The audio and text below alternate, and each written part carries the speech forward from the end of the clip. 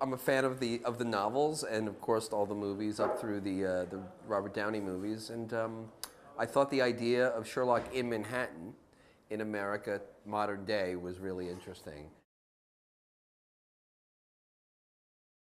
I think that TV is obsessed with always making these cops have a special ability to know what they know. But the great thing about Sherlock is that he just knows, and no one questions it because he's Sherlock Holmes. And he's just smarter than everyone, and people just accept that. There's no reason why it is, there's no special ability, he just is who he is. Making Watson a woman, which I think was kind of brilliant because it creates, one, some sexual tension, I think, between Johnny Lee Miller, who's playing Sherlock, and Lucy Liu, who's playing Watson. Um, and I think the audience is ready.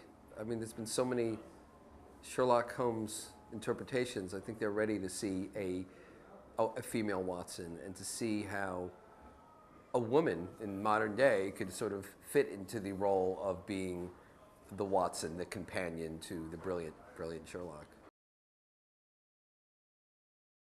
He's a bit of an outcast, Sherlock Holmes. You know, he's different from other people. He's eccentric, he's brilliant, he's arrogant.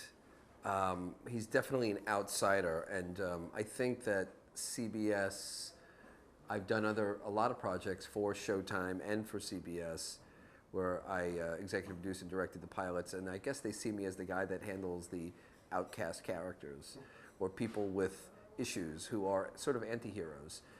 Sherlock is not so much an anti-hero, but he's definitely an outsider, and even in my films I've always sort of been attracted to those kinds of characters.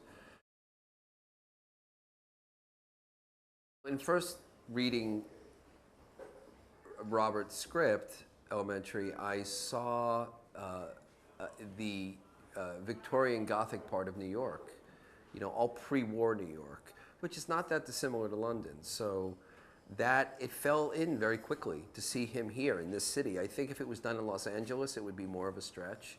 I think the fact that he's in New York, it's close to London. There's a lot of Victorian, Baroque, Gothic textures here. So I think it all made sense because of that. And then you see a taxi cab or a hot dog stand, and then, oh, we're in New York. Johnny Lee Miller's fantastic. He's smart and edgy and interesting and internal.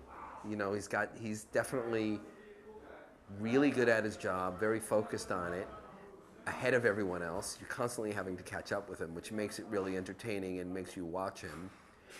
And he's really also vulnerable and battling some demons. So to have both of those sides, the hero side, the guy that knows everything side, and also the the addict side, the guy that's struggling with some issues.